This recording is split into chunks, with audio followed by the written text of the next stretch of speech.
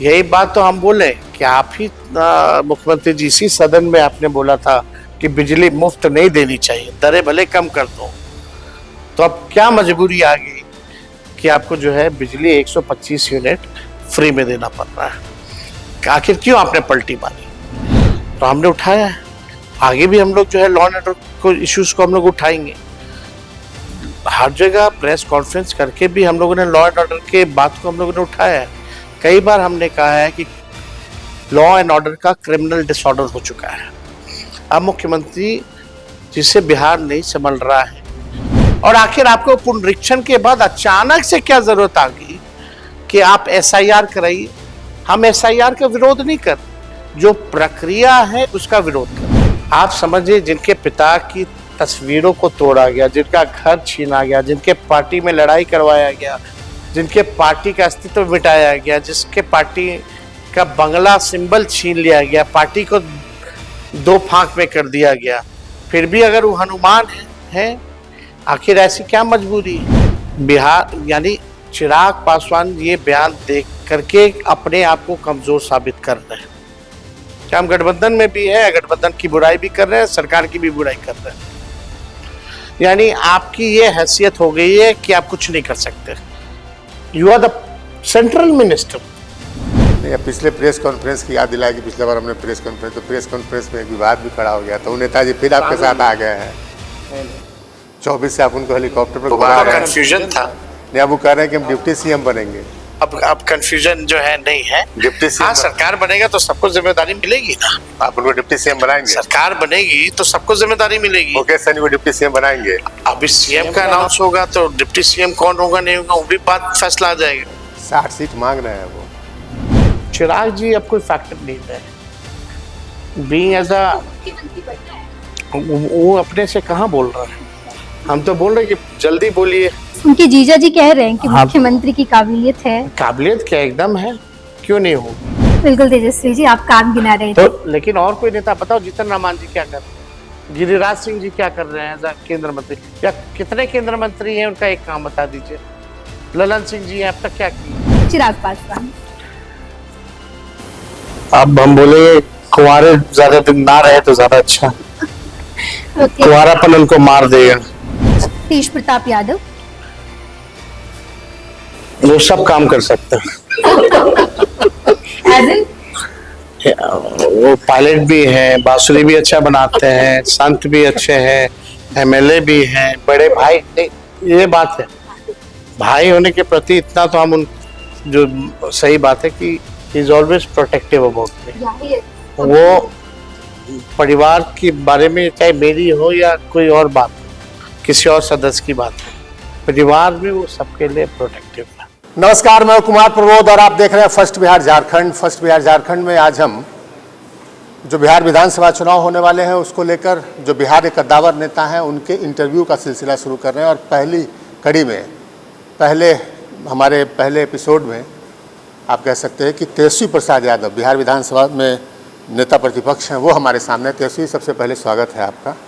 शुक्रिया। और तेजस्वी के साथ न सिर्फ हम बात करेंगे, न सिर्फ मैं बात करूंगा, बल्कि हमारे संस्थान के कई एंकर्स और रिपोर्टर्स हैं, वो बात करेंगे तेजस्वी यादव से, जिससे सवाल पूछेंगे। नेहा चौधरी जी हैं हमारे साथ जो है वो खुशी उपाध्याय है हमारे साथ, प्रिया पांडे हैं हमारे साथ, सिद्धि सिंह है हमारे साथ, रागिनी ठाकुर है और हमारे साथ मोना तिवारी है। ये तमाम हमारे सहयोगी हैं तेजस्वी जी। और इन सब की बड़ी इच्छा थी कि तेजस्वी यादव जी से हम बात करें एक बार, तो मैंने कहा चलो तेजस्वी यादव जी से सवाल पूछो अपने मन की। लेकिन अब बात का सिलसिला शुरू करते हैं। तेजस्वी जी, ऐसे मोमेंट में हम आपके साथ बैठे हैं जब एक बड़ा, हम कह सकते हैं, दुर्भाग्यपूर्ण स्थिति बिहार में हमने देखा कल तक। आज हम आपके सामने बैठे हैं। कल इस विधानसभा का जो ये कार्यकाल था उसका आखिरी सत्र समाप्त हुआ और हम ये मान रहे थे, हमारे जैसे जो लोग हैं, जो लोकतंत्र में आस्था रखते हैं, वो मान रहे थे कि ये थोड़ा हंसी खुशी के साथ ये सत्र जो है वो ख़त्म होगा, चूँकि आखिरी सत्र है। फिर अगली बार कुछ लोग विधायक रहेंगे, नहीं रहेंगे। लेकिन जो हुआ बिहार विधानसभा में, मतलब जो शब्द बोले गए, हमको बोलने में हिचक हो रही है, लेकिन चूँकि लोगों ने सुना तो हम बोल रहे हैं कि तुम्हारा बाप अपराधी है, चुप बैठो, लुटेरे हो, या फिर आपकी ओर से कहा गया कि गीला हो जाएगा। तो ऐसे ही क्या फील हुआ था? हम सबसे पहले ये पूछना चाहते हैं कि जब आपको कहा गया हमारे पिताजी भी हैं और आपके पिताजी भी हैं। हमारे पिताजी तो खैर गुजर गए, लेकिन ये विधानसभा में जब आपको ये कहा गया था कि तुम्हारा बाप अपराधी और बैठो चुप लुटेरे हो तुम, क्या फील हुआ था उस समय? जो लोग बोल रहे हैं उनसे यही उम्मीद थी। आपने देखा होगा जब सम्राट चौधरी जी ने इस बात को कहा, विषय क्या था? हमने एक ईमानदार पत्रकार का सवाल उठाया कि एसआईआर की ग्राउंड रियलिटी जो है वो पत्रकार रंजीत अंजुम जी जो है दिखा रहे हैं, और आपने जो है केस कर दिया। उसके बाद सम्राट चौधरी बैठे बैठे बोलते हैं वो फर्जी है। तो हमने बोला आप कौन होते तय करने वाले कि फर्जी है? और उसके बाद आपने देखा ही होगा कि वो खड़े होकर के जो रिएक्शन उन्होंने दिया, उसके बाद भी हमने उनको कुछ पलट के नहीं बोला, क्योंकि जो भाजपा के जो दोनों डिप्टी सीएम हैं उनसे उम्मीद ही क्या की जा सकती है? एक लाउड माउथ है, एक फाउल माउथ है। मुद्दे पे कोई बात करने को तैयार नहीं था, और पहले दिन से ही आप देखिएगा असल में इन लोगों में कंपटीशन चल रहा है। एक दिन पहले दिन जो है एसआईआर पे जब चर्चा चल रही थी तो विजय सिन्हा जी जो है उप मुख्यमंत्री, वो बैठे बैठे बोलने लगे इसको कितना टाइम मिलेगा, क्यों मिल रहा है? हमने ये बोला भाई हम अध्यक्ष जी की अनुमति से उठ के बोले हैं, हम नेता विरोधी दल हैं। अगर हम सवाल नहीं उठाएंगे, और वो भी ऐसा सवाल जहां वोटों की चोरी हो रही हो, जहां गरीब के वोट लाखों के तादाद में कट रहे हो, और उन्हीं वोट से हम और आप चुन कर के आए हैं, तो उनकी वोटों की रक्षा करना जो उनको अधिकार मिला है संविधान से, तो हम ही लोग का दायित्व है। तो इस विषय पे चर्चा चल रही थी, तो वो उठ करके आपने देखा होगा नंद किशोर जी जो अध्यक्ष हैं वो भी उनको डांट फटकार करके जो है बैठाने का काम किया। लेकिन ये पहली बार होता है कि भाई देखने को मिल रहा है कि सत्ता पक्ष के लोग ही सदन को चलने नहीं दे रहे हैं। कभी कोई मंत्री कूद रहा है, कभी कोई मंत्री कूद रहा है। हमको जो समय मिला था वो कटौती प्रस्ताव पे, हमारे हर दल का समय अलॉट होता है, उसमें हम लोग को लगभग 1 घंटे का समय मिला था, क्योंकि सबसे बड़ा दल राष्ट्रीय जनता दल है। और आप अगर शुरू के 10 मिनट भी आकर खोल के देखें तो सत्ता पक्ष के मंत्री लोग, डिप्टी सीएम लोग, कई लोग खड़े होकर कई बार इन लोगों ने अपनी बात को रखा। हम चुपचाप बैठे, हमने ये भी नहीं बोला कि मत दीजिए इनको समय, या बाद में बोलिएगा, या मेरा समय जो है बढ़ा दिया जाए क्योंकि ये ले रहे हैं।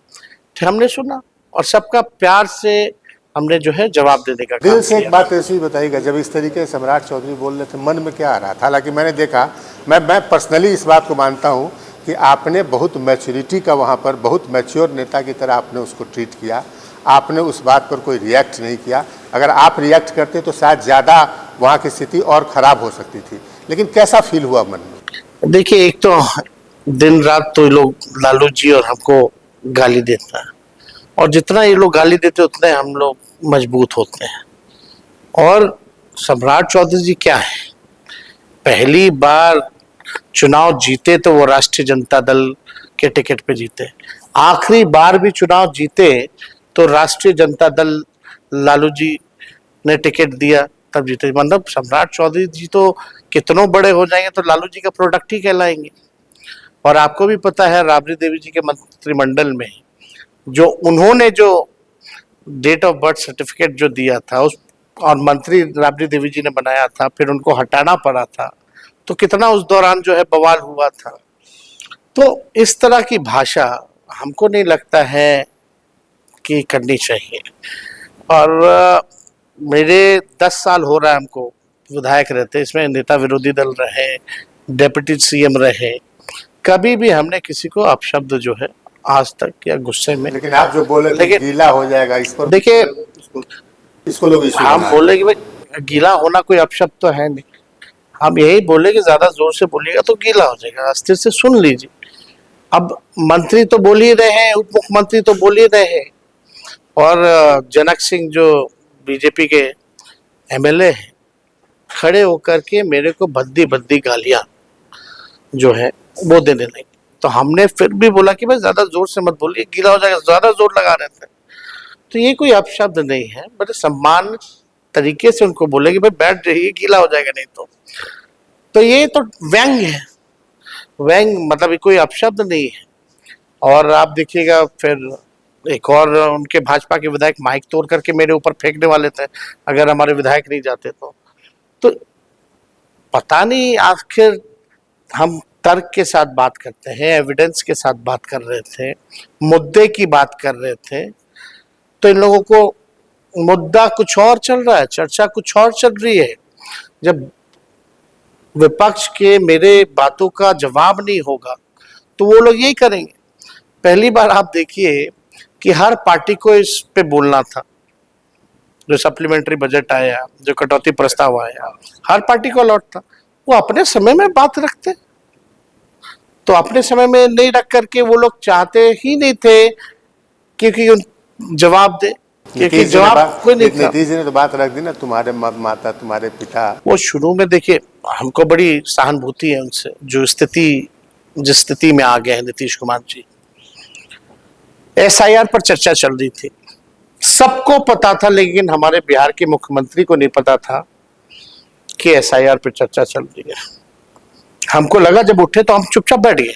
हाँ, बैठ गए क्योंकि मेरा ही समय था। हाँ। अध्यक्ष जी ने मेरा जब उठे तो हमको लगा कि हो सकता है कुछ बोलेंगे एसआईआर के विषय को लेकर के, लेकिन जब उन्होंने बात शुरू की तो वही बात जो रैलियों में कहते हैं, जो प्रधानमंत्री के मंच पे कहते हैं, जो सरकारी कार्यक्रम में कहते हैं, या अपने पार्टी के इंटरनल मीटिंग में कहते हैं, या अपने भूजा पार्टी की मीटिंग में कहते हैं, वही एक ही चीज बार बार कपड़ों को लेकर के।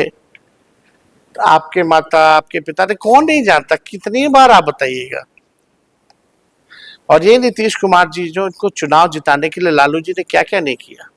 एक हम देखते हैं तेजस्वी, चूँकि आप हालिया बहुत ज़्यादा दिन नहीं हुए, आप 2022 से 2024 की शुरुआत तक, जनवरी तक आप उनके साथ थे और डिप्टी सीएम थे, तो आप लगातार उनके साथ कार्यक्रमों में, दौरों में जा रहे थे साथ। नीतीश जी के जो मेंटल हेल्थ को लेकर ये सवाल उठ रहे हैं, हम नहीं उठा रहे हैं, लेकिन अलग अलग जगह से बातें उठ रही हैं, तो आपने क्या फील किया और अभी आप किस नज़रिए से देखते हैं, क्या वाकई उन पर जो सवाल उठ रहे हैं वो सही है? देखिए अब तो दिख रहा है ना, अगर श्रद्धांजलि समारोह चल रहा है और आप फूल अपने मंत्री के ऊपर फेंकिएगा तो वो तो दिख रहा है। कहीं भी किसी का भी पैर पकड़ लेना, ऐसा हमने कहीं भी किसी मुख्यमंत्री को नहीं देखा है कि जिसका मन करे उसका पैर पकड़ लेना, अधिकारियों का भी पैर पकड़ लेना। आपने देखा पत्रकार हो, कोई हो, चाहे छोटा हो बड़ा हो, कोई नहीं, कुछ नहीं देख रहे। आप देखिएगा कि राष्ट्रगान को लेकर के जो उनका व्यवहार था या जो बातें वो कह देते हैं, उस दिन तो भाषण में हमको मुख्यमंत्री बना दिए थे, तो 5 मिनट में 5 गलतियां उन्होंने की, तो ये तो दिख रहा है। और एक उम्र के बाद जो है, एक पड़ाव के बाद ये उम्र पर असर पड़ता है, तो वो स्थिति में आप समझ सकते हैं चिंता तो सहानुभूति है ही उनसे, लेकिन चिंता सबसे ज्यादा ये है कि 14 करोड़ जो बिहारी हैं उनका भविष्य जो है सुरक्षित हाथों में नहीं है। कौन चला रहा है सरकार? देखिए आप सब लोग जानते हैं, रिमोट कंट्रोल से चल रहा है, दिल्ली से चल रहा है। और जो लोग नीतीश कुमार जी के भूजा पार्टी वाले लोग हैं, सब हाथ मिला चुके हैं अंदर ही अंदर भाजपा से। और कुछ जो रिटायर्ड वगैरह जो अधिकारी हैं, जिनका केस वेस में इधर उधर फंसा हुआ है, वही लोग जो है चला रहे हैं। और चला क्या रहे हैं, बर्बाद कर रहे हैं। ये सरकार चलाना होता है। आज जो घटना हुई, हमने ट्वीट किया है कि जो होम गार्ड के दौर में एक लड़की बेचारी बहन हमारी बेहोश हो गई और सरकार ने व्यवस्था कराई एम्बुलेंस की, उसमें उसके साथ गैंगरेप हुआ। कहीं कुछ नहीं, कितनी बड़ी बात है। 11-11 साल की बच्चियों के साथ गैंगरेप होता है, पीएमसीएच में आपको बेड नहीं मिलता, इसके कारण मृत्यु हो जाती है। आज जहां आप बैठे हैं, यही गेट के बाहर गोलियां चली हैं 4-4 राउंड, आज तक अपराधी नहीं पकड़ा गया। खेमका जी की हत्या हुई, उनकी बेटा की हत्या हुई, टीचर की हत्या हो रही है, वकीलों की हत्या हो रही है, प्रोफेसर्स की हत्या हो रही है, व्यवसायिकों की हत्या हो रही है, दुकान में घुस करके गोली मारा जा रहा है, नेताओं की हत्या हो रही है, रोड पर गोली मार दी जा रही है, उनके दुकान के अंदर गोली मार दी जा रही है, अस्पताल के अंदर गोली मार दी जा रही है, कॉलेजेस में गोली चल रही है। आप समझ सकते हैं स्थिति जो है कितना भयावक हो रखा है। तो इस मामले पर आएंगे, लेकिन- लेकिन हम आएंगे इस मामले पर। हमको आना, हम विस्तार से अपराध पर चर्चा करना चाहते हैं आपसे। लेकिन पहले हम सम्राट चौधरी की बात कर रहे थे, तो आप लोगों ने भी तो कह दिया कि सम्राट चौधरी लड़की छेड़ते थे। अब लोग तो कई लोग बोलते हैं, मानते हैं आप इस बात को? हम तो उस दौर में छोटे थे, जो लोग बड़े होंगे, बुजुर्ग होंगे, उन्होंने देखा होगा। अब लोग कहते हैं, जो देखा होगा वो बोल रहे होंगे, राबड़ी देवी जी ने कहा कि, उन्होंने जानकारी मिली होगी तो उन्होंने बोला होगा। तो आखिरकार ये सम्राट चौधरी जो लड़की छेड़ रहे थे, उनको विधायक आपने कैसे बताया? लोग तो ये भी कहते हैं कि उनके पिताजी जो है सेना से भगोड़ा है, राइफल लेकर के चुरा करके जो भागे थे। और ये सवाल तो आप जो जदयू के जो प्रवक्ता है नीरज जी, ये सवाल उन्होंने भी उठाया, अगर आपके पिता सेना में थे तो पेंशन आपके पिता को मिलता है कि नहीं मिलता, जरा वो दिखाओ। तो कई लोगों ने सवाल जो है खड़ा किया है, लेकिन मुद्दा ये नहीं है।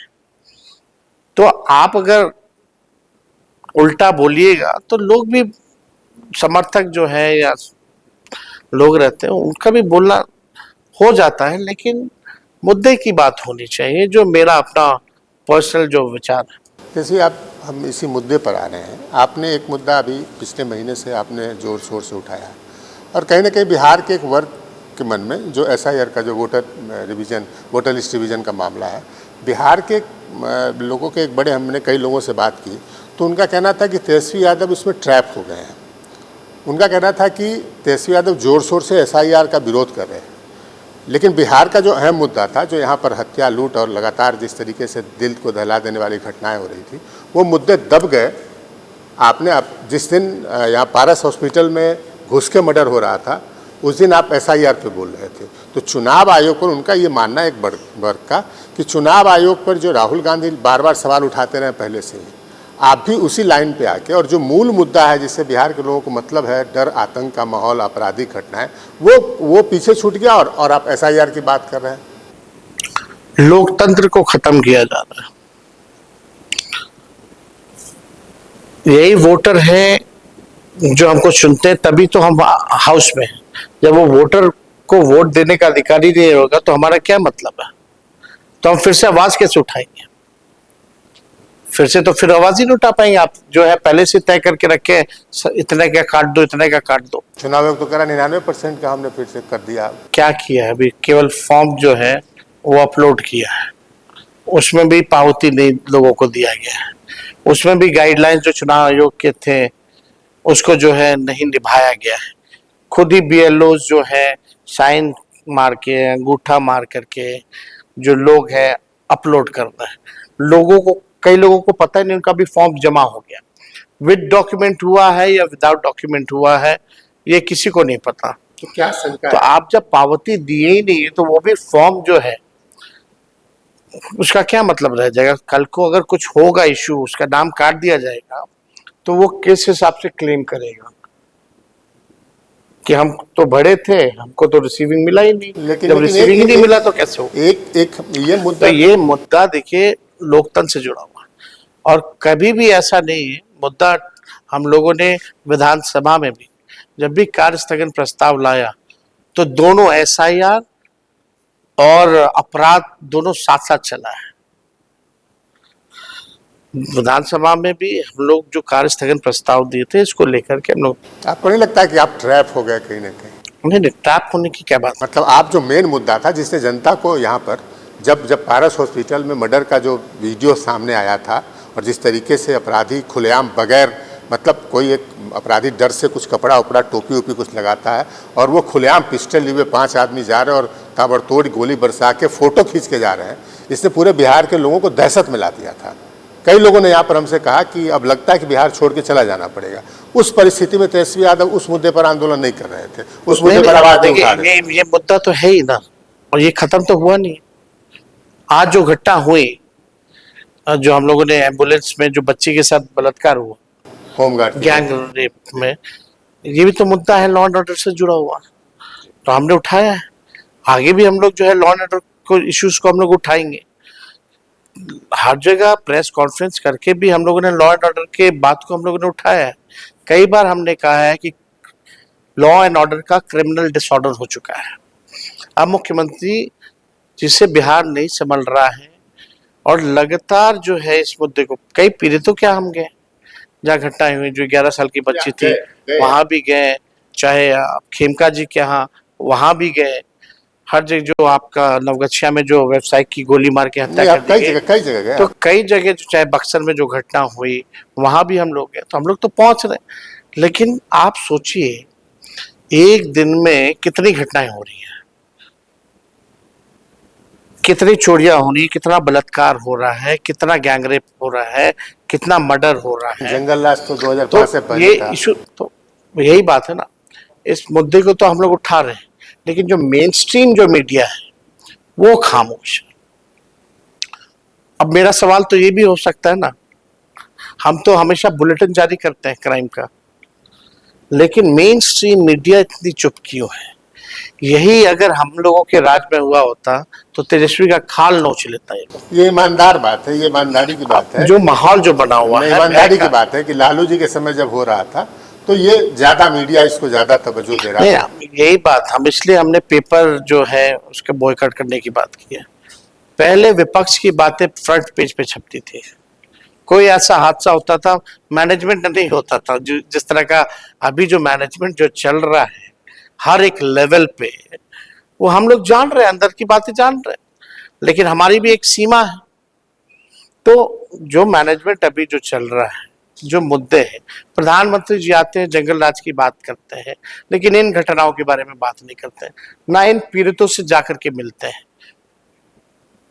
तो ये कौन सा राज है?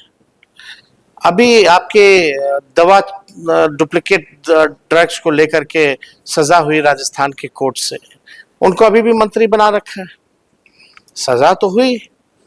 और यही मुख्यमंत्री जी का पार्लियामेंट का भाषण सुनिएगा, वो कहते थे अगर मेरा क्या, मेरे किसी भी मंत्रियों का अगर चार्जशीट में भी अगर नाम आ जाए तो हम इस्तीफा क्या राजनीति से संन्यास ले लेंगे।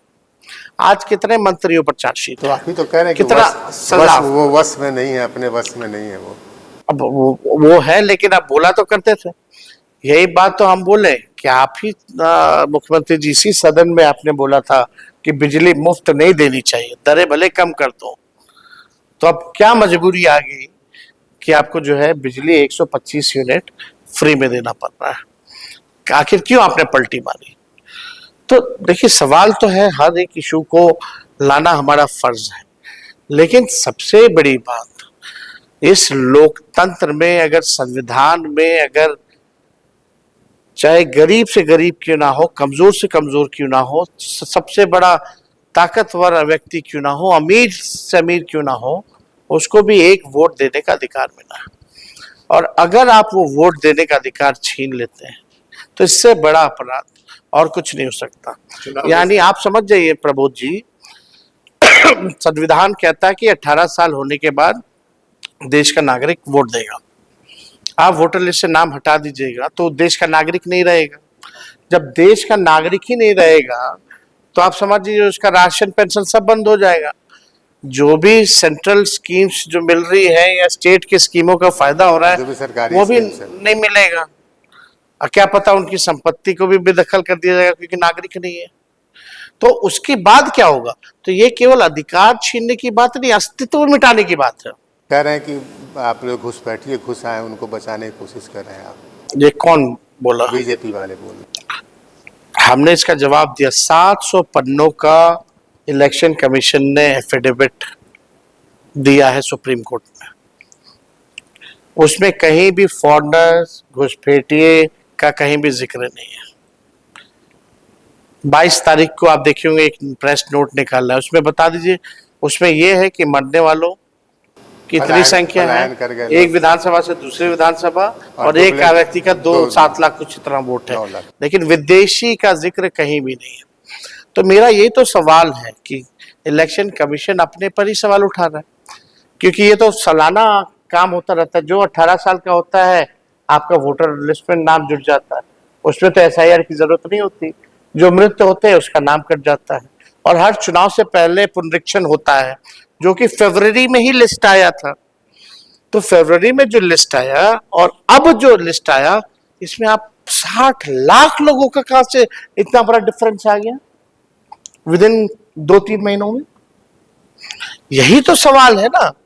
और आखिर आपको पुनरीक्षण के बाद अचानक से क्या जरूरत आ गई कि आप एसआईआर कराइए? हम एसआईआर का विरोध नहीं कर, जो प्रक्रिया है उसका विरोध कर रहे हैं। कागजात हम जो मांगे इलेक्शन जा रहे हैं, कमिश्नर जो- से भी मिले बिहार में, हमारा डेलीगेशन दिल्ली में मिला। हमने बोला आप आधार कार्ड क्यों नहीं इंक्लूड कर रहे, आप राशन कार्ड क्यों नहीं इंक्लूड करते? ये सरकार ही ना देती है भाई। ये बात सुप्रीम कोर्ट ने भी सलाह में आयोग को जो है बोला। और आधार कार्ड जितना डिजिटली हाईटेक तो है ही नहीं, जिसमें आपके आंखों का है, आपके फिंगरप्रिंट्स का है।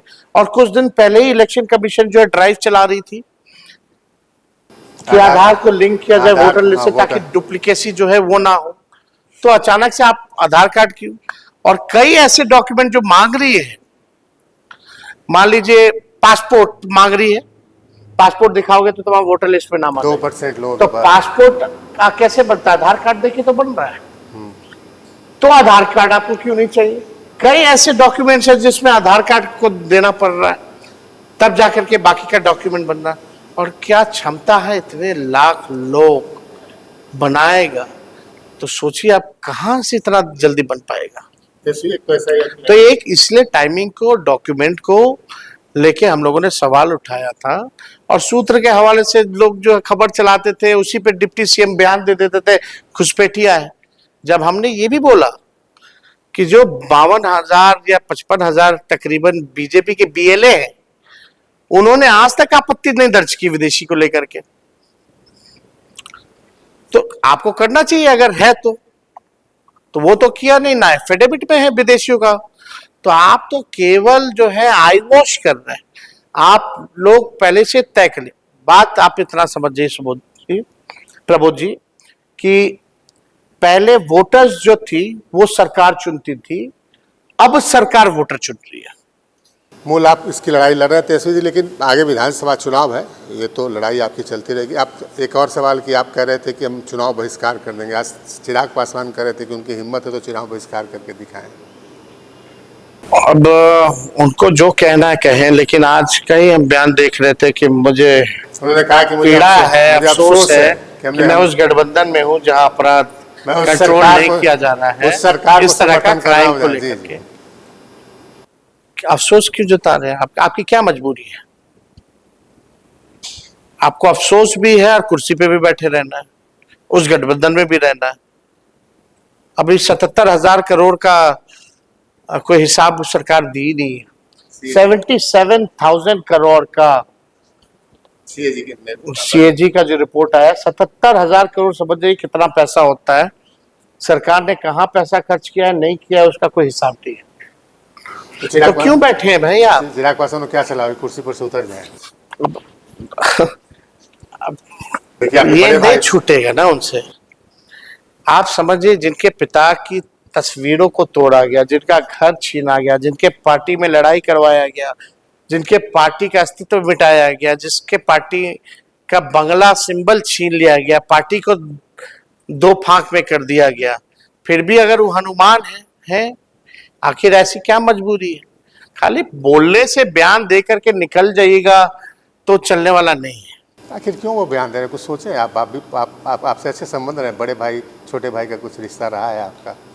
अब बयान अपना दे रहे हैं, अब कुछ बचाव के लिए कुछ नहीं है, या नीतीश जी से ठीक ठाक नहीं होगा। तो सीट लेने में अब भाई मुख्यमंत्री उनको खुद बनना है, और ये जिगर है नहीं ना मेरे तरह कि खुद को बोल दे कि हाँ भाई हमारे पास विजन है, रोड मैप है, हमको एक मौका दीजिए मुख्यमंत्री बनने का। हम तो बोल रहे हैं हर जगह। अगर उनको बनना है तो इधर उधर की बात क्या कर रहे हैं? खोल के बोलिए। बिहार यानी चिराग पासवान ये बयान देख करके अपने आप को कमजोर साबित कर रहे हैं कि हम गठबंधन में भी है, गठबंधन की बुराई भी कर रहे हैं, सरकार की भी बुराई कर रहे हैं। यानी आपकी ये हैसियत हो गई है कि आप कुछ नहीं कर सकते। You are the central minister, आप सरकार के एक अहम गठबंधन के एक साथी हैं और आप कुछ नहीं कर सकते, आप बस अफसोस जताने के अलावा आप कुछ नहीं कर सकते, तो ये तो उनकी कमजोरी दिखा रही है ना। जैसे हम तो त्याग की बात करते हैं, लेकिन आपको देखें कि आपका जो महागठबंधन है, जो इंडिया अलायंस ब्लॉक है, जो बिहार की बात कर लें, तो वहाँ भी सब कुछ ठीक होता नहीं दिख रहा है। कांग्रेस को लेकर कई तरह की बातें आ रही हैं, मुख्यमंत्री का चेहरा घोषित नहीं करेंगे अभी, तो सीट के बंटवारे में हम इतना सीट लेंगे। ये आपको लगता नहीं कि मुश्किल पैदा हो रही है इससे? मुख्यमंत्री कौन होगा ये तय है, क्या हमारा विजन होगा, क्या रोड मैप होगा, किस एजेंडे के साथ हम जाएंगे, कौन सी सीटें हम लड़ेंगे, कितने सीटों पे हम या हमारे घटक दल लड़ेंगे, ये एक बड़ा कार्यक्रम करके हम लोग एक साथ जो है लोगों के सामने पेश करना चाहते हैं। अल्लाह वरू जी कुछ और बोलते हैं ना, इसलिए कंफ्यूजन क्रिएट होता है। अल्लाह वरू जी कुछ नहीं बोलते, हम तो दिन भर उनके साथ बैठे रहते हैं, बैठकें करते रहते हैं, कहीं किसी को इफ एंड बट या कंफ्यूजन नहीं है। वी आर मच प्रैक्टिकल, और हम लोग जितना समझ रहे हैं एक दूसरे को उतना और कोई नहीं समझ रहा। आप जो कह रहे हैं, मेरा जो आकलन है व्यक्तिगत और कई लोगों का आकलन है कि 2020 में अगर आप सीएम नहीं बन पाए तो एक बड़ा फैक्टर ये रहा कि आपने 70 सीटें कांग्रेस को दी और कांग्रेस का स्ट्राइक रेट जो है वो 30% भी नहीं रहा। 20 में जब हम लोगों ने गठबंधन किया था तो प्रेस कॉन्फ्रेंस करके एक साथ ही बताया था कि हम कितने सीट पे लड़ रहे हैं, कौन कौन से सीटें हैं और मुख्यमंत्री का चेहरा कौन होगा।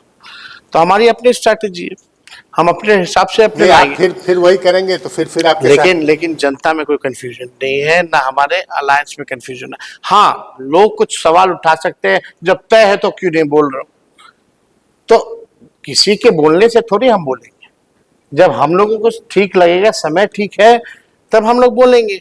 लेकिन वहां क्या बोला जा रहा है, अमित शाह जी ने तो साफ कह दिया कि नेतृत्व उन्हीं का चलेगा जब तक चुनाव है, चुनाव के बाद समय बताएगा कि कौन होगा मुख्यमंत्री। तो इस तरह का बयान तो हमारे साइड से नहीं आया। उपेंद्र कुशवाहा जी क्या बोलते हैं, जीतन राम मांझी और चिराग पासवान जी का आपस में क्या चल रहा है, ऐसा लग रहा कि वहां सब कुछ ठीक नहीं चल रहा है। यहाँ तो ऐसा कोई बयान नहीं आया किसी कोई नेता नहीं, ये सर्वविदित है ना। देखिए, कांग्रेस के कई नेता ये बोलते हैं, अखिलेश सिंह बोलते हैं कि भाई आरजेडी बड़ी पार्टी है, वो उसके नेता सीएम पद के दावेदार होंगे, लेकिन अल्लाह वरू बोलते हैं प्रेस के सामने कि हम भी बोले हैं क्या? नहीं, जो अल्लाह वरू जी या हम या और जो हम बोले हैं क्या कि हम जो है गठबंधन की तरफ से अनाउंस्ड हो गए, एक समय आएगा ना। लेकिन अपने पार्टी में तो हम बोल रहे हैं और हम जनता से भी मांग कर रहे हैं, जब हम बोल रहे हैं तो उस पर भी तो कोई आपत्ति नहीं कर रहा। अब तो ये चीजें तो स्पष्ट है, उसमें कोई दिक्कत नहीं। हाँ, बेटर होगा कि हम लोग एक साथ सब काम, ये प्रायोरिटी है ही नहीं ना, वो तो तय हो ही गया है, जो तय नहीं है उसको तय करके जल्दी से हम लोग कर लेंगे। नहीं, अब पिछले प्रेस कॉन्फ्रेंस की याद दिलाया कि पिछले बार हमने प्रेस कॉन्फ्रेंस में एक विवाद भी खड़ा हो गया था, वो नेताजी फिर आपके साथ आ गए हैं। नहीं 24 से आप उनको हेलीकॉप्टर पर घुमा रहे हैं। कंफ्यूजन था। नहीं, अब वो कह रहे हैं कि हम डिप्टी सीएम बनेंगे। अब कंफ्यूजन जो है नहीं है, डिप्टी सीएम। हाँ, सरकार बनेगा तो सबको जिम्मेदारी मिलेगी ना। आप उनको डिप्टी सीएम बनाएंगे? सरकार बनेगी तो सबको जिम्मेदारी मिलेगी। मुकेश सहनी को डिप्टी सीएम बनाएंगे? अभी सीएम का अनाउंस होगा तो डिप्टी सीएम कौन होगा नहीं होगा वो भी बात फैसला आ जाएगा। 60 सीट मांग रहे हैं वो। सब लोग, कौन नहीं मांगना चाहता है बताइए। जो पार्टी बिहार में नहीं है वो भी पार्टी बिहार में आके चुनाव लड़ना चाहती है, वो भी हमारे साथ गठबंधन करना चाहती है, तो इसमें बुराई क्या है? हेमंत सोरेन जी मांग रहे हैं। हाँ, हेमंत सोरेन जी साथ आना चाहते हैं, लेंगे साथ उनको। हम बातचीत करने जा रहे थे रांची, लेकिन उनके पिताजी की तब तबीयत खराब हो गई थी, और अभी फिर जो है हम लोग फिलहाल में हम लोग मिलेंगे। पशुपति पारस जी अर्जी लेके आ रहे हैं। पारस जी भी हैं, अर्जी लेके आ रहे हैं आपके नहीं अर्जी क्या, वो बड़े हैं, बुजुर्ग हैं, बड़े बुजुर्ग का सम्मान करिएगा इस बार। नहीं क्यों नहीं करेंगे हम, अगर उनका मकसद एनडीए को हराना है तो हम क्यों नहीं सम्मान करेंगे। जैसे जब आपने 2020 से एक बदला हुआ फेस हमने आपको देखा है। आप जब हम क्रिकेट खेलते तो मैंने पता किया भाई करते ये क्या थे, मालूम चला कि ऑफ स्पिन कराते थे और फिर मिडिल ऑर्डर में बैटिंग करने आते थे। तो जो बैटिंग आप 2020 से कर रहे हैं रोजगार के मुद्दे पर, A to Z की बात कर रहे हैं, काम की बात कर रहे हैं, आर्थिक विकास, उद्योग लगाने की बात कर रहे हैं, लेकिन अभी आप देख रहे हैं कि अचानक से हमने देखा कि कहीं ना कहीं आरजेडी के जो विधायक हैं और कुछ नेता हैं उनका रुख बदला नज़र आ रहा है। कहीं कोई गया में बोल दे रहा है कि भूरा बाल साफ करो, कहीं कोई मुजफ्फरपुर में मीनापुर में बात आ जा रही है कि जो है वो हम सिंह शर्मा झा इन लोगों की औकात क्या है, कुछ इस तरह की बात आ रही है। तेजस्वी यादव क्या कह रहे हैं इस पर? देखिए, साफ तौर पे इस तरह का बयान नहीं देना चाहिए। हम लोग सबकी बात करते हैं, 14 करोड़ बिहारी है। हम अपने आप को भी कोई जात धर्म से नहीं जोड़ते, हम इंसान हैं, हम सब लोग इंसान हैं। और इंसान को क्या चाहिए? पढ़ाई, दवाई, कमाई, सिंचाई, सुनवाई हो, कार्रवाई हो, कारखाने लगे, इंडस्ट्री आए। और हम लोगों ने जो जाति आधारित गणना जो कराया, उसमें भी तो गरीबी हर जाति में निकला, बेरोजगारी हर जाति में निकला। तो हमारा ठीक है, कुछ अगर ऐसे लोग बयान अगर देते हैं तो हम लोगों ने चेतावनी दी है, स्पष्ट तौर पे बोला है ऐसे नहीं चलेगा और आगे ये नहीं होना चाहिए। लेकिन कुछ लोग जो है व्याकुल हो जाते हैं, अपने हिसाब से जो है बोलने लगते हैं, तो उस पर जो है पार्टी जो है संज्ञान लेगी और हमारी कोशिश होगी कि इस तरह का आगे से कोई भी हो, पदाधिकारी हो। अब जो अतरी में जो मामला आया, कौन बोला नहीं बोला, कोई पीछे से कोई वहाँ का लोकल कोई होगा, हम नहीं पहचानते। तो हमने साफ तौर पे ये बात मैसेज जो है, ऐसी कहीं भी बात आती है तो हम लोग पहुंचाने का काम करते हैं। तो साफ तौर पे हम सब की लड़ाई बेरोजगारी से है, महंगाई से है, गरीबी से है। और जब मेरी बात आ रही है तो हमको हर धर्म, हर समाज, हर वर्ग, हर जात के लोगों को साथ लेकर के चलना है। सबको मान, सबको सम्मान और सबको राजनीतिक भागीदारी भी मिले, इस विषय में हम लोग काम करना है। चाहे आप कोई कम्युनिटी की बात कर रहे हो, चाहे अपर क्लास हो, बुद्धिजीवी वर्ग हो, सभी लोगों को राष्ट्रीय जनता दल, चाहे पिछड़ा हो, अति पिछड़ा हो, अल्पसंख्यक हो, आदिवासी हो, दलित हो, आप देखिएगा जब टिकट डिस्ट्रीब्यूशन जब होगा तो सबको हम सम्मान देने का काम करेंगे।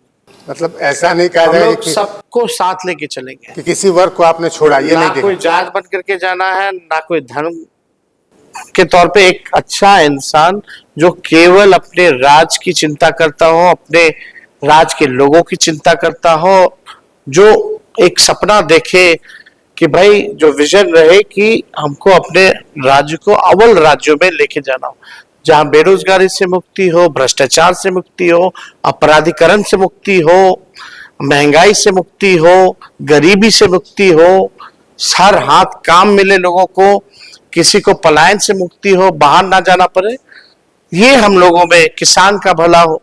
तो ये हम सब लोगों को साथ लेकर के चलना पड़ेगा। जब तक हम लोग साथ नहीं आएंगे, जब तक हम लोग इस चीज को नहीं छोड़ेंगे, नहीं आपस में ही लड़ते रहे धर्म के नाम पर या जात के नाम पर, तब तक हम लोग का स्टेट जो है तरक्की नहीं कर सकता। लेकिन ये नेताओं की बड़ी जिम्मेवारी है, हम जैसे नेताओं की, कि लोगों में एक विश्वास पैदा करें। और मेरी कोशिश यही है कि हर वर्ग, हर जात, हर धर्म, सबके मन में एक विश्वास पैदा करें कि हम आप लोगों के साथ हैं, आप लोगों की रक्षा करेंगे और आप लोगों को आगे बढ़ाएंगे।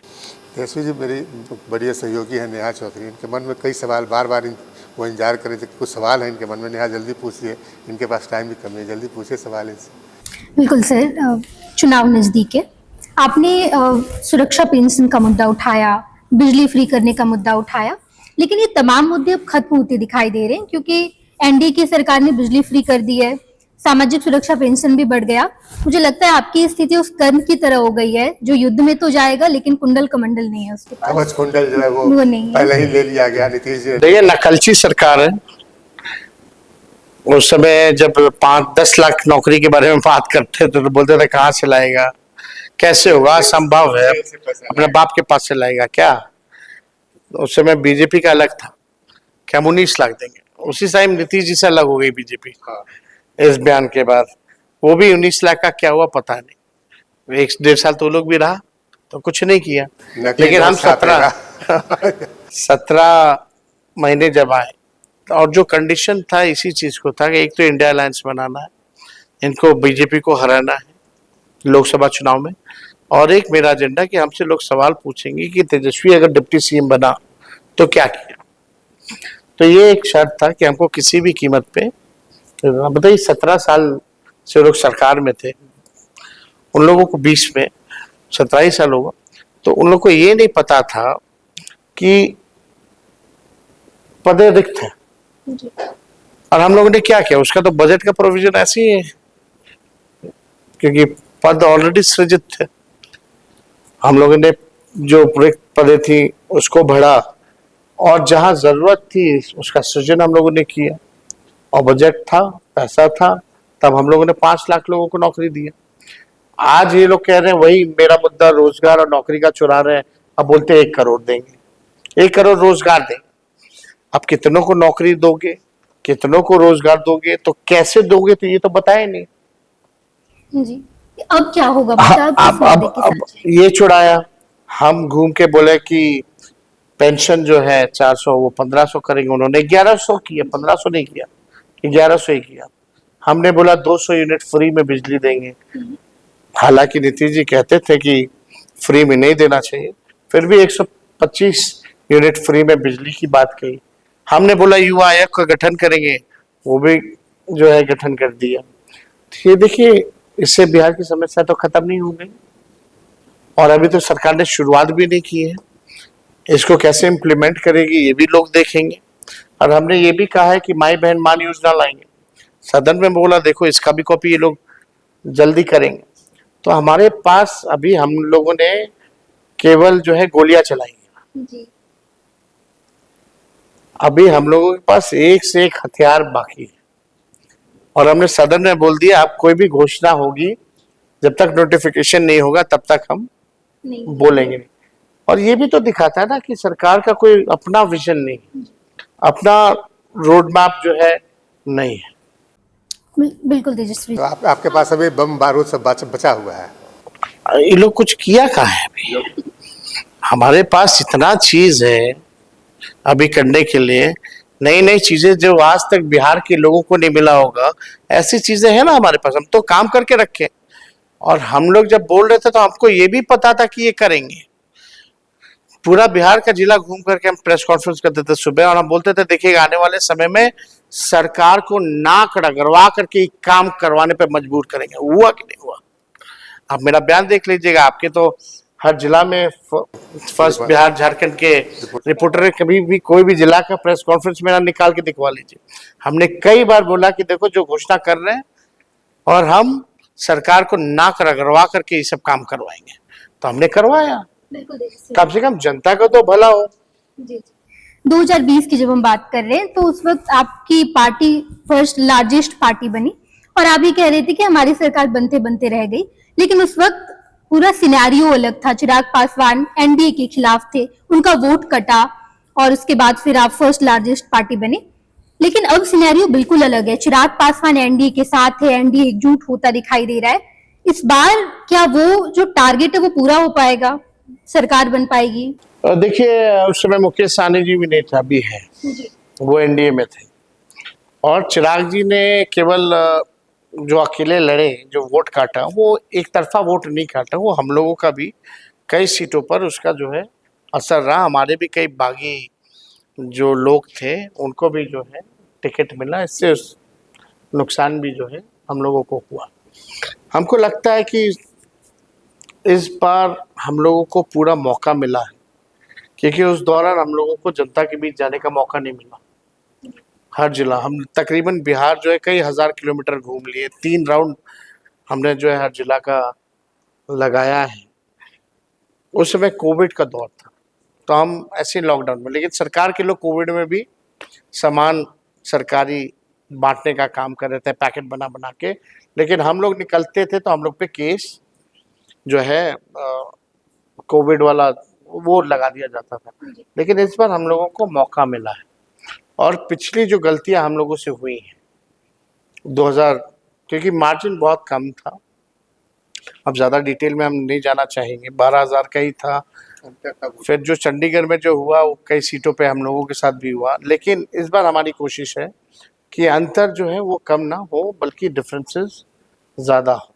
तो उस हिसाब से हम लोग चाहे कैंडिडेट ऑफ सिलेक्शन की अगर बात करें या सोशल कॉम्पोजिशन की बात करें टिकट डिस्ट्रीब्यूशन में, इसका हम लोग बखूबी और मजबूती के साथ हमारा गठबंधन जो है ध्यान दे रहा है। और ज़्यादा हमको लगता है अब लगभग चीज़ें जो है सब चीज़ तैयारी हो चुका है। अब हमको लगता है कि नोटिफिकेशन होने से पहले हम सब लोग जो है सारी चीज़ें जनता के सामने जो है ले आएंगे। लेकिन चिराग जी अब कोई फैक्टर नहीं है। बीइंग एज अ मुख्यमंत्री बनना है। वो अपने से कहाँ बोल रहा है, हम तो बोल रहे हैं कि जल्दी बोलिए। उनके जीजा जी कह रहे हैं कि हाँ। मुख्यमंत्री की काबिलियत है। काबिलियत क्या एकदम है, क्यों नहीं होगी। काबिलियत है कि 1-1.5 साल से अभी केंद्र मंत्री है लेकिन बिहार को एक भी फूड प्रोसेसिंग यूनिट नहीं मिला। 10 साल वो जमुई के एमपी रहे, 10 साल तक जमुई में लोजपा का कार्यालय नहीं खुला, तो काबिलियत तो है।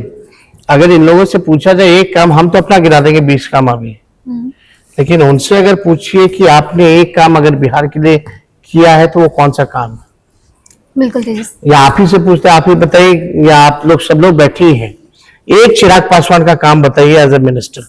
बिहार में तो नहीं दिखता है उनका मतलब काम। केंद्र में भी बिहार के लिए अगर है तो क्या किया, तो ये ढूंढने से भी जो है नहीं मिलेगा।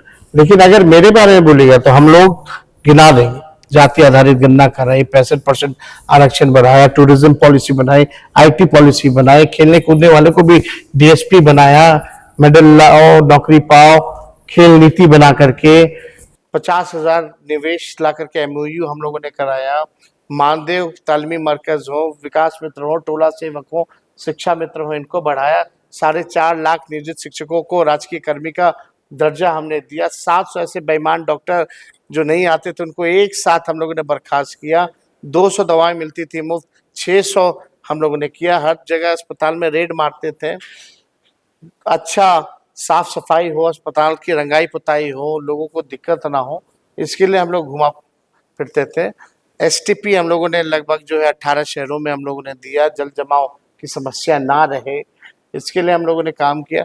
तो ऐसे अगर आप काम गिनवाइएगा तो हम तो अनेक काम गिना देंगे। या जो अभी सीतामढ़ी जो अमित शाह जी आ रहे हैं, और अब हम लोगों ने जो बजट बनाया था लगभग 100 करोड़ के आसपास का बजट बनाया था, वो हम ही वहाँ गए थे, वहाँ महोत्सव में सीतामढ़ी।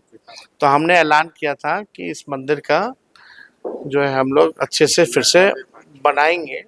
और हमने ही, हम ही लोग के कैबिनेट ने, हम मेरे ही प्रस्ताव से लगभग 80-90 करोड़ का जो कॉपी होगा तो हम दिखा भी देंगे, उसका पूरा डिजाइन मॉडल हम लोगों ने बनवाया।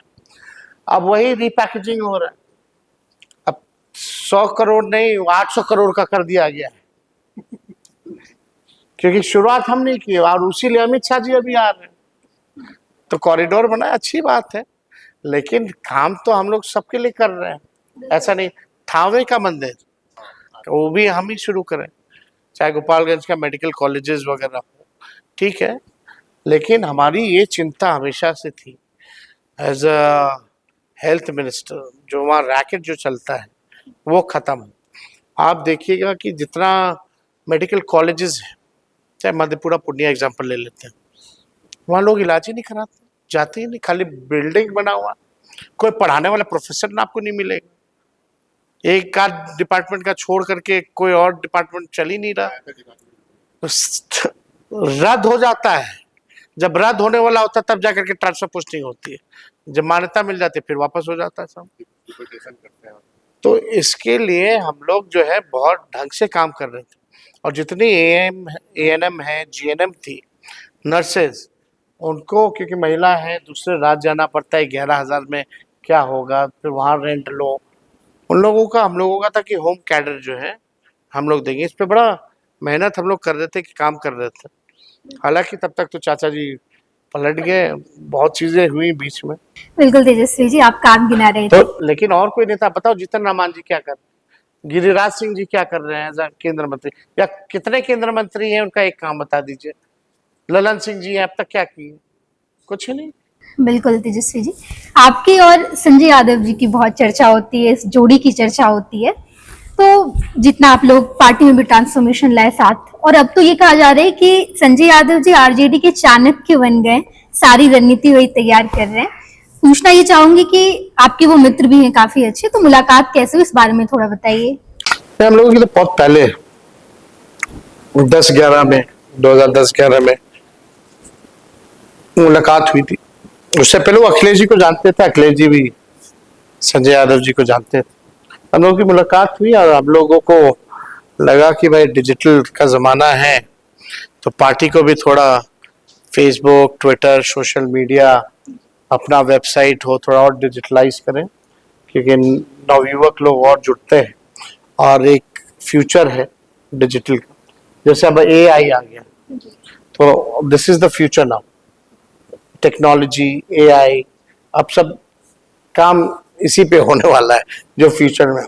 तो उस समय था कि भाई पार्टी के लिए अपना, उस समय एक अखबार लॉन्च हुई थी, उसमें पापा और नीतीश जी गए थे, तो पापा का ट्विटर पे था, तो उस समय नीतीश जी का भाषण है, क्या चिट्ठी आना, आपको याद होगा। और अब खुद आगे लोग, तो जब रीजनल पार्टी, जब हम लोग स्ट्रांग हुए यहाँ सोशल मीडिया पे, तो देखा देखी और लोगों को आना पड़ा। तो उस दौरान हम लोगों की मुलाकात दिल्ली में हुई। तो देखिए, स्ट्रैटेजी लोगों के मन में है कि रणनीति कैसे बनता है, ऐसी रणनीति या स्ट्रैटेजी एक दो आदमी बैठ के नहीं बनाता है। हर जगह से अपना व्यू लिया जाता है, हर जगह से फीडबैक लिया जाता है, और अंतिम फैसला राष्ट्रीय अध्यक्ष लालू जी ही करते हैं।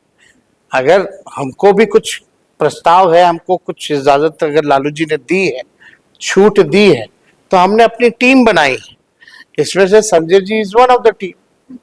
वो दिखते हैं इसलिए आप लोगों को लगता है, लेकिन बैक डोर में और कौन कौन लोग काम कर रहे हैं, कहाँ कहाँ बैठ के काम कर रहे हैं, ये बताना भी आज के दिन में ठीक नहीं है। संजय जी के पिताजी जो है वो आर्मी से रिटायर्ड हुए, तो उनका कुछ है नहीं, लेकिन वहां भी सीबीआई रेड पड़ गया, ईडी रेड पड़ गया रेलवे के केस में, तो और ज्यादा नाम बता दिया जाएगा तो हम लोगों के लिए दिक्कत हो जाएगा। खैर, इसमें कोई फर्क, रेड भी पड़ा तो कोई फर्क तो पड़ा नहीं। तो हम लोग का अंतिम फैसला, प्रस्ताव जो भी होता है, जब तक हम राष्ट्रीय अध्यक्ष अपने लालू जी को हर बात एक्सप्लेन नहीं कर देते, और जब उनका निर्णय जो होता है वही हम लोग जो है निर्णय लेते हैं। बिल्कुल तेजस्वी जी, एक प्रसंग जिसकी खूब चर्चा हुई बिहार में, वो प्रसंग है तेज प्रताप यादव जी का प्रसंग, आपके बड़े भाई। सर, बड़े कैनवास पर जब हम देखते हैं तो पार्टी की तरफ से फैसला लिया गया पार्टी और परिवार से निकालने का, लेकिन जब मैं पारिवारिक तौर पर देखती हूँ, आपके बड़े भाई हैं, तो हम लोग में जब भाई बहन में लड़ाई होती है तो कुछ समय बाद एक सॉफ्ट कॉर्नर रहता है। आई वांट टू आस्क, क्या फील कर रहे हैं इस बारे में, कुछ है? अरे तो मेरे बड़े भाई तो हमेशा ही रहे, बात हुई इस दौरान? बड़े भाई तो अभी हाउस सब निकल रहे थे तो मिले थे, हम हालचाल पूछे थे, लेकिन आप देखिए बड़े भाई तो हमेशा रहेंगे, और उनकी अपनी निजी जिंदगी है, मेरी अपनी निजी जिंदगी है, सबकी अपनी पर्सनल लाइफ होता है। तो वो हम जानते हैं कि मेरा निजी लाइफ में क्या बेहतर है और कहाँ नुकसान हो, तो अब मेरे से बड़े तो ही नो मच बेटर कि उनके निजी लाइफ में क्या होना चाहिए, नहीं होना चाहिए। अब ये जो भी घटनाक्रम बाई क्रम जो भी हुआ, पोस्ट आया, हटा, कोई बयान दिया, नहीं दिया, और इसमें जो राष्ट्र अध्यक्ष जी का, क्योंकि वो पिता है, पार्टी के हेड भी है, फैसला निर्णय तो उनको लेना है, और उनको, उनसे ज्यादा अनुभव किसके पास है कि पार्टी का भी भला किसमें है और परिवार का भी भला किसमें है। तो उन्होंने निर्णय लिया और हम लोग सब जो है उनके साथ हैं। लेकिन कई बार ऐसी घटनाएं जो होती हैं, लालू जी को ठीक नहीं लगता है, कई कई जो बातें आती हैं, तो इसलिए उन्होंने निर्णय लिया। और हम तो छोटे हैं, हमको तो कोई अधिकार है नहीं परिवार में निर्णय लेने का। ठीक है, अब उनको, वो बड़े हैं, वो कुछ भी बोलेंगे तो हम लोग का तो काम है ना सुनना बड़ों का, तो हम लोग सुनते रहते हैं, वो बोलते रहते हैं। बिल्कुल तेजस्वी जी, मेरे पास रैपिड फायर है, तो मैं कुछ आपसे सवाल पूछ बिल्कुल बिल्कुल। एक दो नेताओं का नाम लूंगी, उसके बारे में आप क्या सोचते हैं आप बताइएगा। पहला नाम है नीतीश कुमार, एक लाइन में जवाब दें। थके हुए, जी। प्रशांत किशोर, मैनिपुलेटर, नरेंद्र मोदी। झूठे। ओके, एक लाइन में सर, एक वर्ड में नहीं। अब सबसे बड़े झूठे आप और अमित शाह। अमित शाह तानाशाह,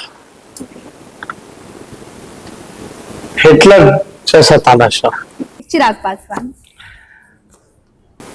अब हम बोलेंगे कुंवारे ज्यादा दिन ना रहे तो ज्यादा अच्छा, ओके, कुंवारापन उनको मार देगा। कोई सलाह देना चाहेंगे? शादी कर ले। ओके। सम्राट चौधरी। पर बोलना बेदिमाग। ललन सिंह। नेगेटिव पर्सन, नकारात्मक सोच, नकारात्मक व्यक्ति। Rahul Gandhi. Strong will power है उनमें। तेज प्रताप यादव। वो सब काम कर सकते हैं। एज इन वो पायलट भी हैं, बांसुरी भी अच्छा बनाते हैं, संत भी अच्छे हैं, एमएलए भी हैं, बड़े भाई नहीं, ये बात है भाई होने के प्रति इतना तो हम उन, जो सही बात है कि is always protective about me. वो परिवार के बारे में चाहे मेरी हो या कोई और बात हो, किसी और सदस्य की बात हो, परिवार में वो सबके लिए प्रोटेक्टिव है। अभी भी कह रहे लेकिन क्वालिटी तो है, वो रील भी अच्छा बनाते हैं और लोग देखते हैं, अच्छा लगता है। पप्पू यादव।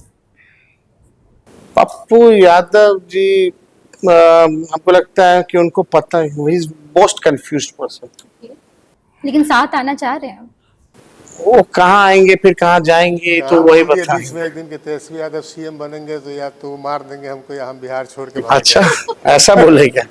काहे बिहार छोड़ रही? जाएंगे। रात में फिर कह रहे कि नहीं हमने बोला था कुछ और, हंसी मजाक में कहा था इसलिए। तो कंफ्यूज, वही हमको उनका कभी कैरेक्टर जो है समझ में आया नहीं, बहुत कंफ्यूज व्यक्ति है। Okay okay. कन्हैया कुमार। कन्हैया कुमार अच्छा ओरेटर है। चूज करना है इन बिटवीन विराट कोहली और धोनी। आप क्रिकेटर रहे, विराट कोहली के साथ खेले हैं आप, लेकिन आप हम धोनी जी के साथ भी खेले। लेकिन आप हम धोनी जी सेम क्लब में, एनआईएस में, दिल्ली में। लेकिन ये मतलब ये सोच के नहीं कि किसके साथ ज्यादा दोस्ती रही है, दोनों में से कौन ज्यादा पसंद? महेंद्र सिंह धोनी। वजह जानना चाहूंगी। लीडरशिप क्वालिटी भी है उनमें, बोलते भी अच्छा है। बिल्कुल तेजस्वी जी, आपकी माँ पिताजी दोनों मुख्यमंत्री रहे, एज अ मुख्यमंत्री कौन बेटर लग रहे, किनका कार्यकाल अच्छा लगता है? देखिए परिस्थिति, देखिए जब मेरी माता जब मुख्यमंत्री बनी तो उनको कोई तजुर्बा नहीं था, लेकिन जिस हिसाब से उन्होंने पार्टी को संभाला, उस दौर को संभाला जब पिताजी जेल गए तो, और पूरे परिवार को संभाला। अगर आज मेरी माँ अगर उस समय मुख्यमंत्री नहीं होती तो शायद राष्ट्रीय जनता दल नहीं रहता। जो सच्चाई है, और 9 बच्चों को देखना और बिहार को देखना, पार्टी को देखना, उस दौर में गांव की महिला जो हाउसवाइफ है साधारण, जो सबसे ज्यादा आबादी ऐसी हमारी गांव की महिलाओं की है, ये देखना और लड़ना, और अब उसके बाद भी अपने बल पे एक और चुनाव जीतना, तो कहीं ना कहीं ये दिखाता है कि अंदर से बहुत मजबूत है। बिल्कुल। और मेरे पिताजी का तो मतलब शादी हुआ, गौना भी नहीं हुआ तो जेल चले गए थे। तो मतलब उस दौर से, मतलब शादी के बाद से कितनी बार मेरी माँ ने पिताजी को जेल जाते हुए देखा, वो अलग ही है। और बच्चों को देखना, स्कूल पढ़ाना, 9 बच्चे, हम लोग वहाँ वेटनरी में 2 रूम का जो था वहां रहते थे, तो उन्होंने भी संघर्ष किया। हमने देखा है। और इतने लोग आते थे, पॉलिटिकल लोग आते थे, सबके लिए खाना बनाना, चाय बनाना, खिलाना पिलाना, बच्चों को भी देखना, सब कुछ करना, तो उन्होंने किया है। बिल्कुल। राहुल वर्सेस ममता बनर्जी, राहुल गांधी और ममता बनर्जी में अच्छा लीडर कौन? देखिए, दोनों में क्वालिटी है, दोनों में क्वालिटी है। चूज एक करना तो हम ये आंसर ब्लैंक ही छोड़ देते हैं। पास और नहीं, मार्क्स कट कर दीजिए। पास है इसमें। हमको 10 में 10 थोड़ी चाहिए। 6 में भी काम चल रहा है, हाँ। 6 में भी। पास हो गए बहुत है। अखिलेश यादव, हेमंत सोरेन? पास मत कीजिएगा। क्या चीज में? बेटर नेता कौन है? एज ए सीएम देखिए, दोनों, अब आप बोलिएगा कि भाई मेरा दोनों हाथ में से कौन सा अच्छा हाथ लगता है, ऐसा सवाल पूछिएगा तो क्या करें, कोई हाथ थोड़ी काटना चाहेगा। तो ऐसे में हम कहेंगे कि दोनों में गुण है, दोनों अलग अलग राज्य की अलग अलग समस्या है। एक सबसे देश का सबसे बड़ा राज्य संभाला है, उस राज्य में अभी लोकसभा में अच्छा परफॉर्म किया है, और एक जो झारखंड जैसा प्रदेश जहाँ नक्सलिज्म ज्यादा था और अलग यहाँ कठिनाइयाँ हैं, पॉवर्टी ज्यादा है, तो वो अलग बात है। लेकिन हाँ, थोड़ा मोड़ा अगर नंबर दिया जाए तो इसमें अखिलेश जी को हम नंबर दे सकते हैं। कौन बेहतर सीएम है, चूज कीजिएगा, हेमंत सोरेन, एमके स्टालिन और ममता बनर्जी? ममता दीदी। सही, दिल से जवाब ने दिया है बगैर इसको वजह जानना चाहूंगी, क्यों?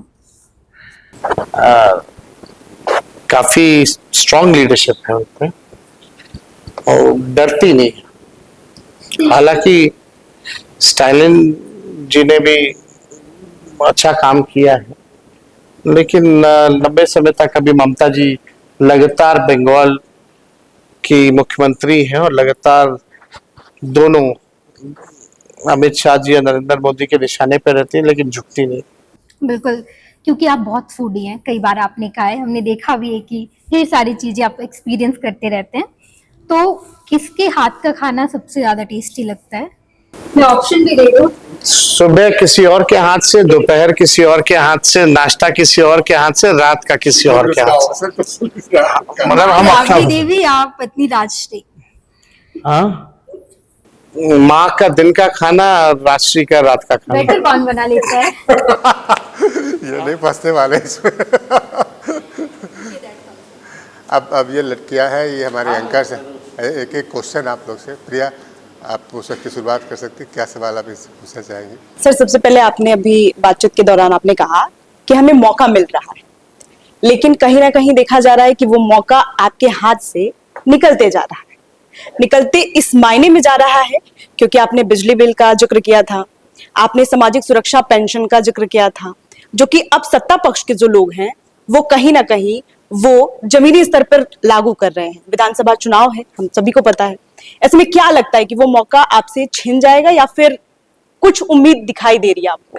देखिए, लोगों को एहसास है कि ये क्यों हो रहा है, क्योंकि बिहार के लोग पॉलिटिकली और सामाजिक रूप से बहुत जागरूक लोग हैं, तो वो जान रहे कि प्रेशर कहाँ से, और हम लोगों ने 17 महीने में जो कहा वो किया, और ये लोग क्या कर रहे हैं जो हम कह रहे हैं, तो इनके पास अपना कोई विजन और रोड मैप है नहीं, और हमने तो अभी कुछ कहा ही नहीं।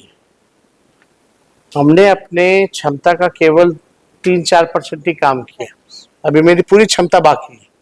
तो सही समय पर जो है, हमको लगता है कि अपनी चीजों को रखेंगे और जनता का प्यार और साथ मिलेगा। दूसरा सवाल है, विधानसभा चुनाव से पहले अब अपने पूरा रोड मैप रखेंगे या फिर आपको कहीं डर है कि फिर से सत्ता पक्ष के जो लोग हैं वो चोरी ना कर ले, तो इसके बाद ही? अब तो नोटिफिकेशन एक बार हो जाने दीजिए, तो रोड मैप तो रखेंगे। चुनाव में जाने से पहले मैनिफेस्टो जारी होता है। अभी आपने जिक्र किया कि एआई जो है वाला भविष्य नजर आ रहा है, आपके एक्स पर भी हम लगातार नजर बनाए हुए हैं, तो देख पा रहे हैं कि किस तरीके से आपने एआई का ही इस्तेमाल करके तमाम वीडियोस जो हैं वो आप लगातार प्रयोग कर रहे हैं। एआई का सबसे अच्छा प्रयोग मतलब देखा जा रहा है कि आप ही कर रहे हैं, ऐसा कह सकते हैं। नई सोच है, नए लोग हैं, टेक्नोलॉजी हम लोग जानते हैं। हमारे चाचा अगर आपके हाथ में अभी मोबाइल देख लेंगे तो डांट देंगे, बोलेंगे ये दुनिया खत्म हो जाएगा, रखिए, हटाइए। तो वी नो कि आज की क्या जरूरत है, जमाना बदला है और समय के हिसाब से हम सब लोगों को भी बदलना है, और बदलाव जरूरी भी, और बदलाव ठीक भी रहता है। कई बार एक सवाल मन में आता है कि जैसे लालू परिवार की हम बात करें तो आपके सभी परिवार में जितने भी लोग हैं, कुछ एक को छोड़ करके राजनीति में सभी एक्टिव हैं। ऐसे में कुछ एक की जब मैं बात करूं तो आपकी धर्मपत्नी राजश्री भी जो है वो कहीं ना कहीं राजनीति से भी दूर है। क्या लगता है जिस तरीके का फैन फॉलोइंग बढ़ रहा है, राजनीति में एंट्री होगी राजश्री? देखिए, राजश्री के बारे में हर कोई जो है ये सवाल पूछता है या सूत्र के हिसाब से न्यूज चलाता है कि भाई वो राजनीति में आएंगे। नहीं, हम डायरेक्ट से पूछ रहे हैं, हम सूत्र के हिसाब से नहीं, हम सूत्र का हमारा नहीं दे रहे, हम डायरेक्ट पूछ रहे हैं आपसे। काफी फैन फॉलोइंग उनकी है, वो उनका कहना है। नहीं, हमको नहीं लगता कि इतना फैन फॉलोइंग वगैरह खुद होगा। फैन है इसलिए तो पूछ रही है। अभी तो कुछ तो जवाब दे दीजिए थे जी इस पर। नहीं, फैन फॉलोइंग है, अगर लोगों को अच्छी लग रही है तो अच्छी बात है, और जब हमको अच्छी लगी तो आप लोगों को भी जरूर अच्छी लगेगी, तो उसमें कोई शक नहीं है। लेकिन राजनीति में आने का उनका ना कोई इरादा है, ना मेरा कोई दबाव है, ना मेरी कोई इच्छा। हमारे 2 बच्चे हैं छोटे, एक 2 साल कुछ 2 महीनों की है, एक अभी 2 महीने का। आज क्या तारीख है? 26। तो कल 27 से 2 महीने का मेरा बेटा हो जाएगा। तो अभी बच्चों को अच्छा परवरिश, और बच्चों को हम उतना टाइम तो नहीं दे पाते, तो हम चाहते हैं कि कम से कम माँ जो है अपना पूरा समय जो है बच्चों को दे, क्योंकि यही उम्र होती है, और ये this is the best time to see your kids. और एक बार बड़े हो गए तो फिर तो इधर उधर रहते हैं। अभी जो समय होता है ना जो बच्चों का, क्योंकि एक बेटी है तो हम देख लिए 2 साल तक, ये कोई भी माता पिता मिस नहीं करना चाहिए, और मेरी नहीं चाहिए, मजबूरी में करना पड़ जाता है। ये कोई नहीं करना चाहता है, मतलब मिस। मजबूरी लेकिन में कई आप- बार मजबूरी होती है तो वो तो होता है, लेकिन अगर दोनों माँ बाप मजबूरी में रह जाएंगे तो एक को तो रहने दो, ताकि बच्चों को देखें। तेजस्वी जी, आप अपने परिवार के सबसे छोटे सदस्य हैं, सब राजनीति में काफी सक्रिय है, आपके पिता माता जी सब कोई है। जानना चाहेंगे कि परिवार में आपको सबसे ज्यादा डर किससे लगता है? देखिए, हमको डर कभी लगा नहीं किसी से, सबका प्यार मिला है, और हम सेकंड लास्ट हैं, 8वें नंबर पे आते हैं। मेरे से छोटी एक बहन है जो अखिलेश जी नेताजी के परिवार में उनका ब्याह हुआ है, और वैसा कभी डर भय नहीं रहा। सबसे ज्यादा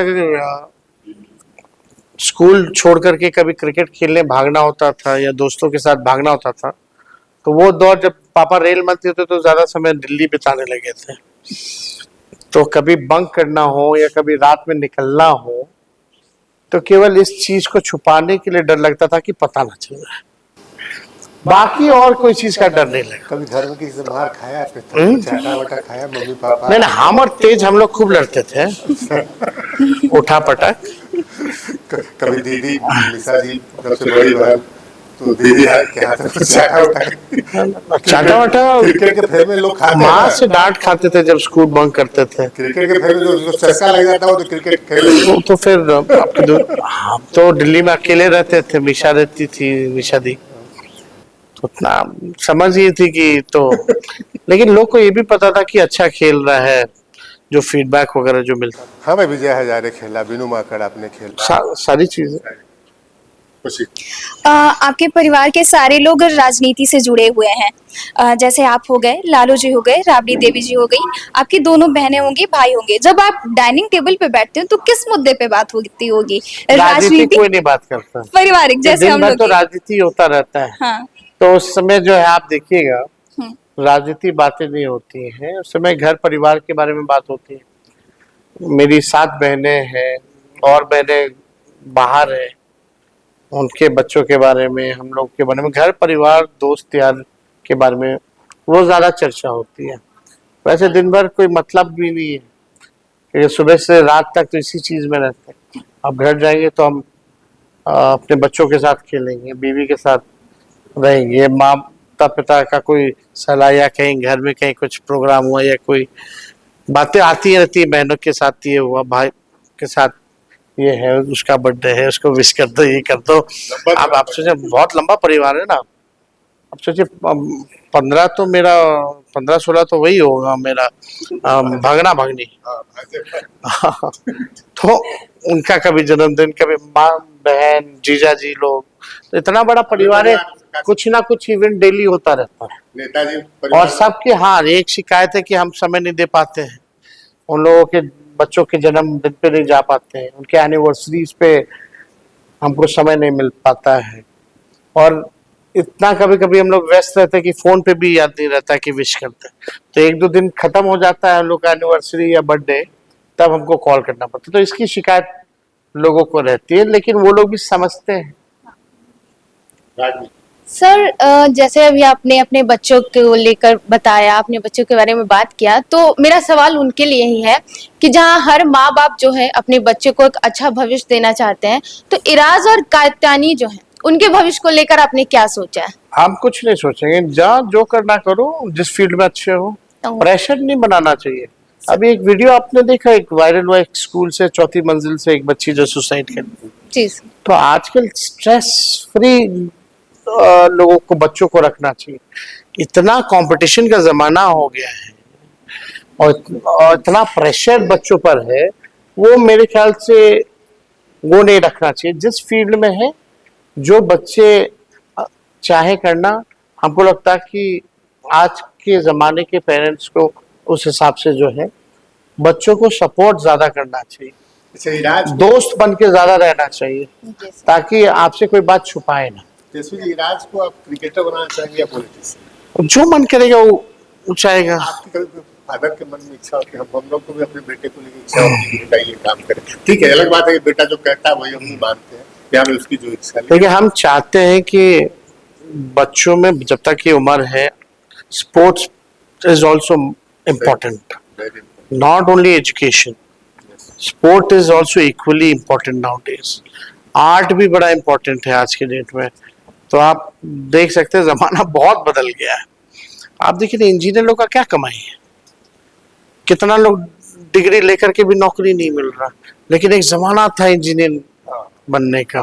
आज क्या स्थिति आ गई है, सरकारी चपरासी से भी कम में प्राइवेट जगह काम करना पड़ रहा, जो स्थिति है। तो हमको लगता है कि हर फील्ड में आपको जो है, क्योंकि आगे पूरा भविष्य जो है टेक्नोलॉजी का होगा।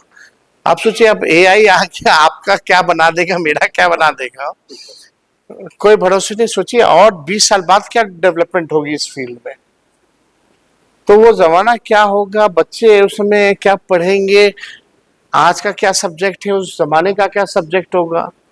लाइक इंटरनेशनल बोर्ड में अगर आप जाएं तो, या बाहर आप यूनिवर्सिटी में आप पढ़ने जाए तो वहाँ किताब नहीं होता है, वहाँ they will give you more practical knowledge कि आपको जीना कैसे है, डील कैसे करना है, क्या सिचुएशन है।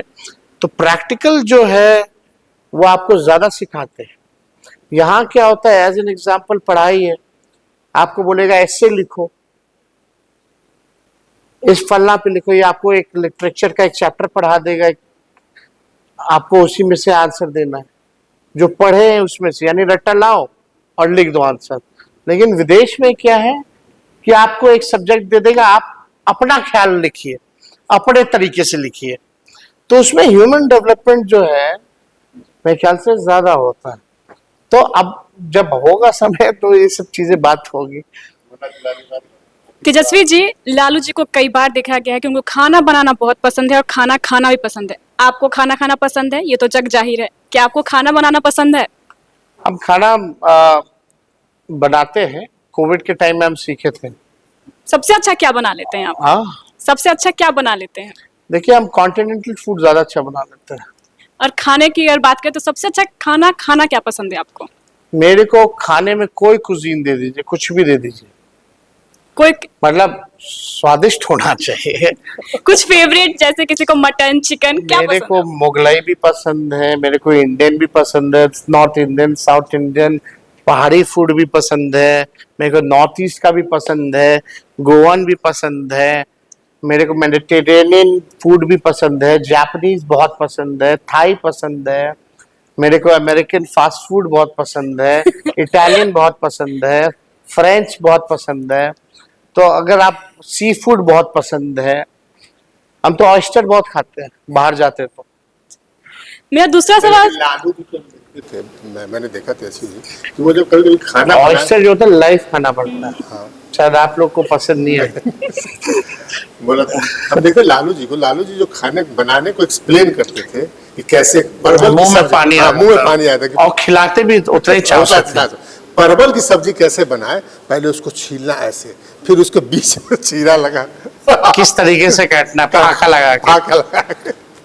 और उसके फिर बाद- मसाला डाल करके। हाँ, और उसमें नहीं जीरा ज्यादा नहीं देना उसमें धनिया का। देखिए पापा बहुत घूमे देश भर में और खाने के शौकीन रहे हैं, तो जहाँ भी उनको खाना पसंद आया है ना, तो वो मतलब किचन में जाके देखते थे कि ये कैसे बना रहा है। और गांव में तो रहे ही हैं, संघर्ष किया ही है, भागा दौड़ी लाइफ रही है, तो बनाना भी सीखे हैं। तो पिताजी तो मेरे चाचा के लिए खाना बनाते थे यहाँ जब पटना आए थे, तो वेटनरी कॉलेज नौकरी करते थे। तो उस जमाने से वो बच्चे थे तब से बर्तन धोना और खाना बनाना, फिर हॉस्टल वगैरह जाना तो उन्होंने किया। तेजस्वी जी, आप अक्सर अपने स्वभाव के कारण, काम के कारण घर से बाहर रहते हैं। एक प्यारी सी बेटी है कात्यायनी, और अब एक नन्हा सा मेहमान भी है घर में। आप क्या, किस तरीके से उन दोनों के लिए टाइम निकालते हैं? क्या कमी नहीं खलती है कि आप उनके पास नहीं रह पाते हैं ज्यादा? तो देखिए रहता है, लेकिन अब तो यहाँ पटना आ गए हैं सब लोग।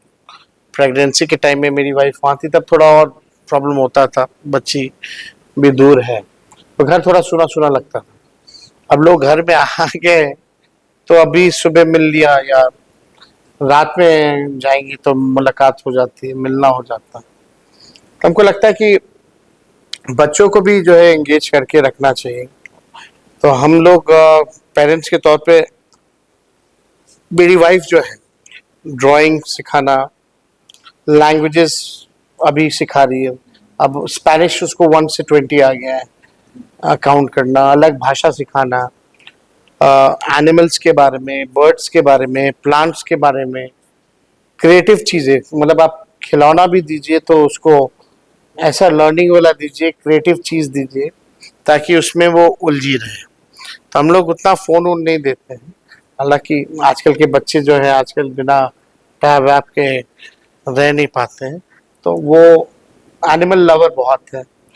डेली सुबह उठ के हमारा जो कुत्ता है उसको फीड करती है, गाय गौशाला जाती है तो बछड़ा जो होता है उसको काऊ बेबी बोलती है, तो उसको फीड करती है, तो घूमती है, चिड़िया है, ये है, मुर्गा उर्गा रखा रहता है, देखती है।